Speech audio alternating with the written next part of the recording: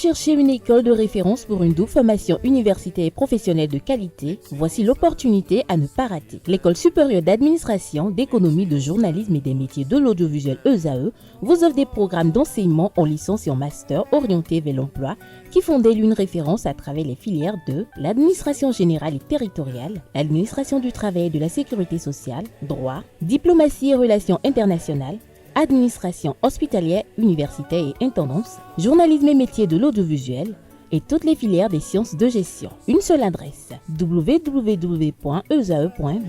Rendez-vous dès maintenant sur nos campus ESAE Bedjromende au numéro 90 93 65 21 ou au numéro 98 98 14 00. Paracourt sur le numéro 52 46 12 12. Aboumé-Calavi au numéro 52 88 44 44. Akpata au numéro 52 88 33 33. ESAE, l'excellence à un nom.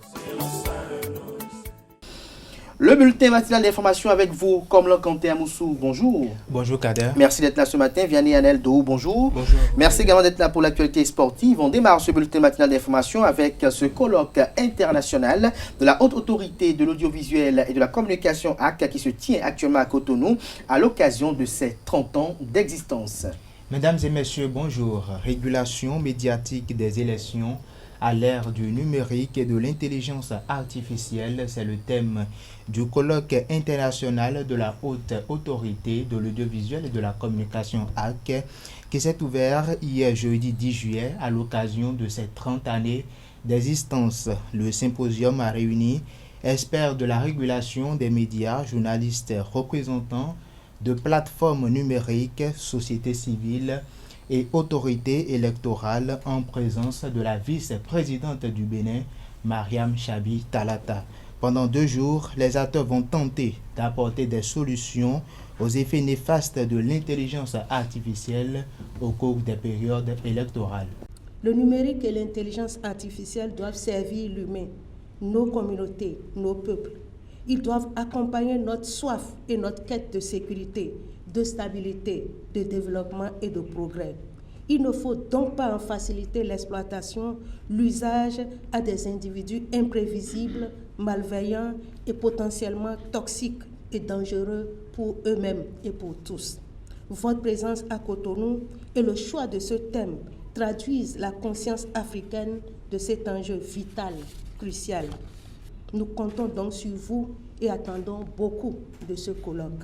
C'est sur cette exhortation et cette attente pressante et prégnante que je déclare ouvert au nom du président de la République, chef de l'État, chef du gouvernement, Patrice Talon, le colloque international sur la régulation médiatique des élections à l'ère du numérique et de l'intelligence artificielle. À quelques mois des élections générales de 2026 au Bénin, se tient un colloque de la Haute Autorité de l'Audiovisuel et de la Communication AC qui rassemble les membres du réseau des instances africaines de régulation de la communication ainsi que les acteurs des médias du Bénin. Objectif, réfléchir sur la régulation médiatique à l'ère du numérique. Les prochaines élections générales prévues pour janvier et l'élection présidentielle prévue pour avril prochain ne se passeront pas forcément comme les autres parce qu'il y a une nouvelle donne. Les prodigieuses avancées des nouvelles technologies dont l'une des manifestations est l'intelligence artificielle. Cela nous facilite certainement la tâche à bien d'égards, mais il peut arriver par exemple qu'à l'issue de ces élections, nous ayons des résultats sortis par des algorithmes nourris de fausses données, des résultats plus vrais que nature, publiés par des médias qui existent, mais qui eux-mêmes découvriront qu'ils ont publié. C'est très complexe. Mais comme cela s'appelle intelligence artificielle, j'ai espoir que l'intelligence humaine, rassemblée ici, à Cotonou, réfléchira à trouver les moyens pour commencer à gérer cette nouvelle donne.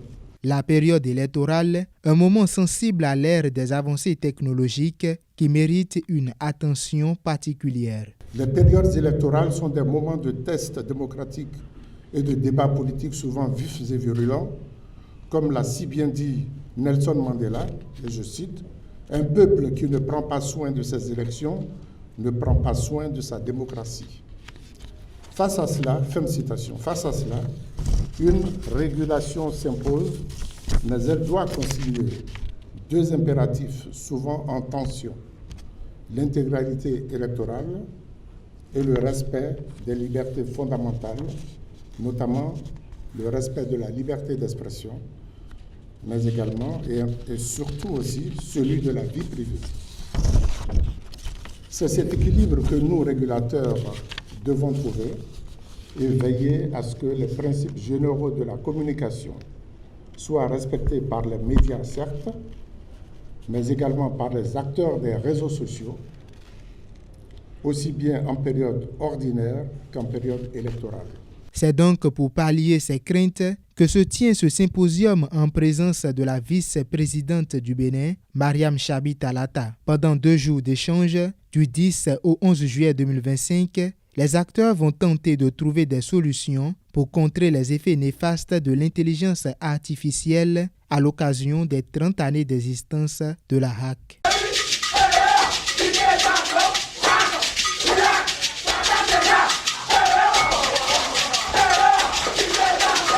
Ce vendredi 11 juillet est consacré à la célébration de la Journée mondiale de la population.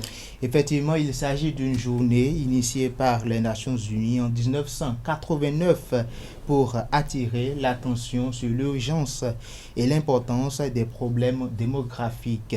À cette occasion, le ministre d'État chargé du développement et de la coordination de l'action gouvernementale, Abdoulaye Biotchane, a adressé un message à la nation, message dans lequel il rappelle l'utilité de cette journée et la thématique retenue pour cette édition. Nous célébrons cette année comme tous les ans depuis un certain nombre d'années maintenant, la Journée mondiale de la population. C'est une étape importante pour nous au cours de l'année de nous arrêter pour réfléchir sur l'évolution de la population chez nous et dans le reste du monde, bien sûr. C'est un exercice auquel on a été habitué depuis 1990. En effet, déjà en 1987, on avait constaté que le monde, qui avait atteint une population de 5 milliards d'habitants, commençait par être confronté au défi justement de l'évolution de cette population. Le Bénin était à cette époque-là autour de 4 300 000 habitants. Aujourd'hui, nous sommes à près de 13 millions d'habitants et vous pouvez donc vous imaginer tous les problèmes qui sont liés à cette évolution de la population. Donc, cette célébration est l'occasion pour nous de nous arrêter un moment, de réfléchir sur cette problématique et de sensibiliser tous nos concitoyens sur les défis qui sont liés à cette évolution de la population, qu'ils soient liés à l'éducation, qu'ils soient liés à la santé, qu'ils soient liés aux opportunités d'emploi qui peuvent être offertes aux jeunes notamment. Alors tous les ans, il y a la Journée mondiale de la population célébrée autour d'un thème particulier. Cette année, le thème est précis, c'est permettre aux jeunes de fonder la famille de leurs rêves dans un monde de justice et d'espoir. Et vous vous rendez bien compte quand vous pensez à notre pays, à tous les jeunes, et ils sont très nombreux, presque 70% de notre population est constituée de jeunes. Et la plupart d'entre eux, en tout cas ceux qui ont plus de 18-19 ans, pensent effectivement déjà à fonder une famille. En tout cas, leur rêve à court, à moyen terme, est de fonder une famille. Et notre obligation à nous, au niveau du gouvernement, c'est de créer les conditions justement pour que ces jeunes puissent aspirer, puissent réaliser leurs rêves. C'est donc autour de cela que cette année, nous allons réfléchir avec tous ceux qui sont intéressés par l'évolution de la population. On va suivre à présent le programme des activités entrant dans le cadre de cette célébration. Effectivement, restons avec le ministre pour suivre le programme des activités entrant dans le cadre de cette manifestation qui s'étend sur toute une semaine au Bénin? Alors cette année, nous allons faire ce que nous avons fait à Savet, à Parakou, à Ouida. Chaque année, nous choisissons une ville de notre pays pour y célébrer. Nous irons cette année à Waké, dans la Donga, pour célébrer avec nos compatriotes de ce département de la Donga la population, son évolution, les enjeux, les défis qui sont là, et développer un certain nombre d'activités autour de cela, sensibiliser les uns et les autres sur ces enjeux, ces défis, et amener les responsables politiques et administratifs de ces communes, de ce département, à réfléchir un peu plus sur cela.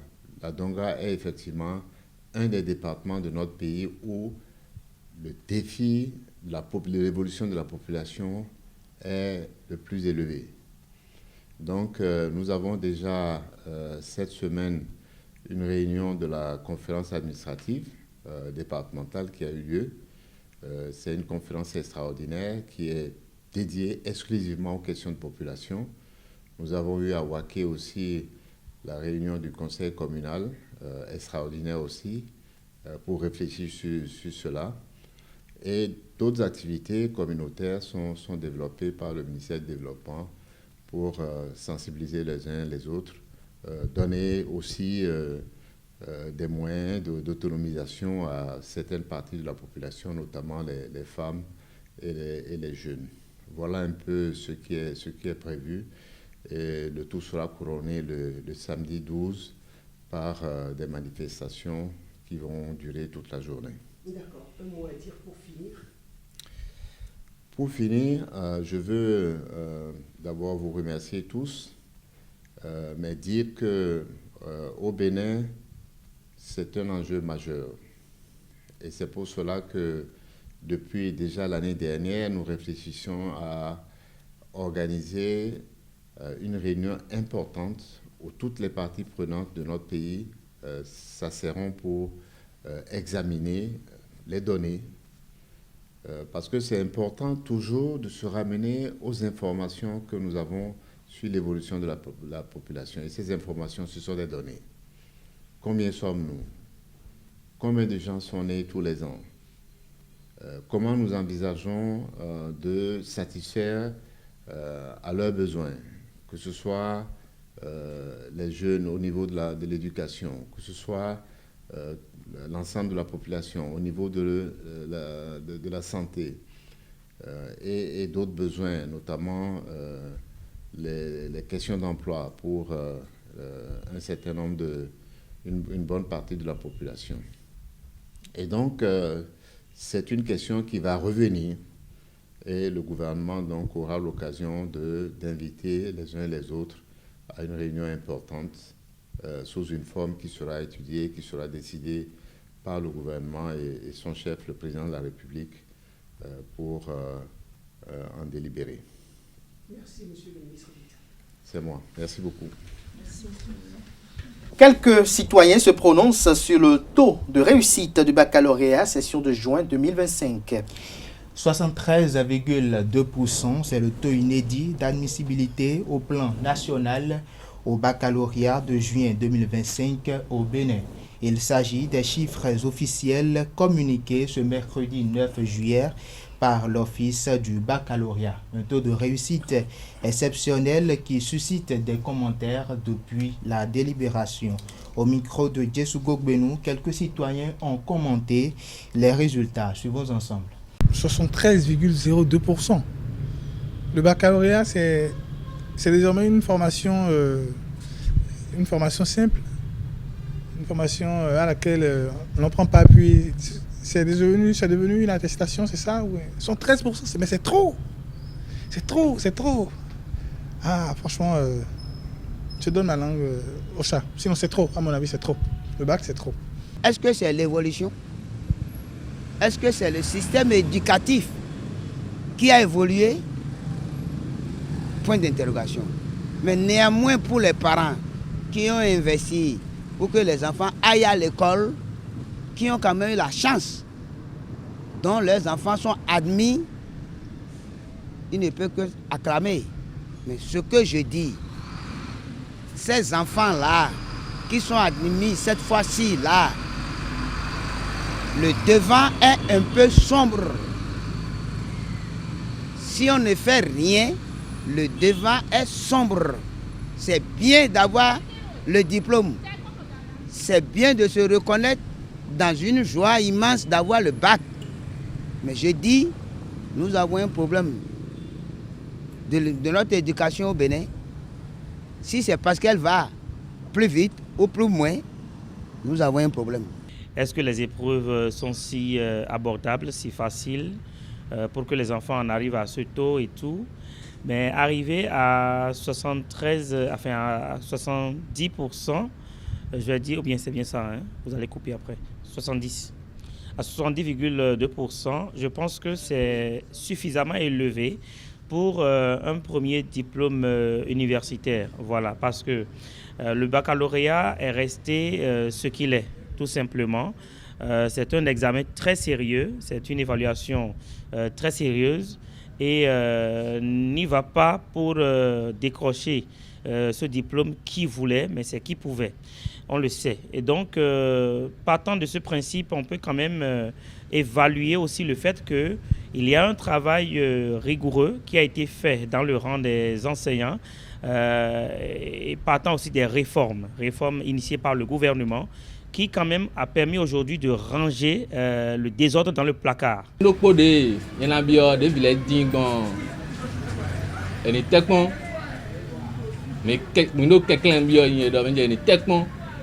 Bon ndo menjeri azor mimo eni no tajio azor mimo ni no tajio mimo bo do nu gege blo e mi gbe a mais vi gege le do back dimbo chômage non le support mi din dimbo mi support ganji bo mi mo do mi din mais mi do bio do azor mimo wenu mi non le dimo. On peut quand même dire que les enseignants qui ont été résolument mis au travail ont fait un effort de plus et c'est ça qui nous montre ces fruits-là que nous sommes en train d'observer et on ne peut que féliciter, nous sommes d'accord d'une manière ou d'une autre, le gouvernement pour tout ce qu'ils ont fait parce que ces réformes n'ont pas pu être opérées sans un minimum de rigueur. Il y a eu de la rigueur face à ces syndicats qui vraiment étaient déterminés à en découdre peut-être avec la carrière ou l'évolution des enfants. Le programme du déroulement des épreuves facultatives et d'éducation physique du baccalauréat est disponible. Effectivement, au lendemain de la délibération de ces résultats, l'Office du baccalauréat a publié le calendrier du déroulement des épreuves facultatives d'éducation physique et sportive. Selon le calendrier, les épreuves facultatives démarrent ce samedi 12 juillet 2025. Elles seront suivies bien évidemment des épreuves d'éducation physique et sportive le lundi 14 juillet 2025. Merci à vous, Quentin Komlamoussou, pour cette présentation. Une dernière note, notamment à l'étranger. Et oui, une dernière note à l'étranger. À Madagascar, une flambée de paludisme frappe le district du Congo, région enclavée dans le sud-est du pays. Des témoins locaux s'inquiètent d'une forme particulièrement agressive de la maladie et de la vitesse de propagation. L'ampleur de la crise a été de nouveau confirmée en début de semaine par le Bureau national de gestion de risques et catastrophes. Sur un échantillon d'habitants testés à travers 2 communes, 73% d'entre eux sont porteurs du paludisme. Merci à vous, Quentin Komlamoussou, pour cette présentation. Merci une fois encore. C'est pas Quentin, c'est Quentin, bien évidemment. Merci pour cette présentation. Vous restez avec moi. On va suivre à présent Anaël Vianedou pour l'actualité sportive.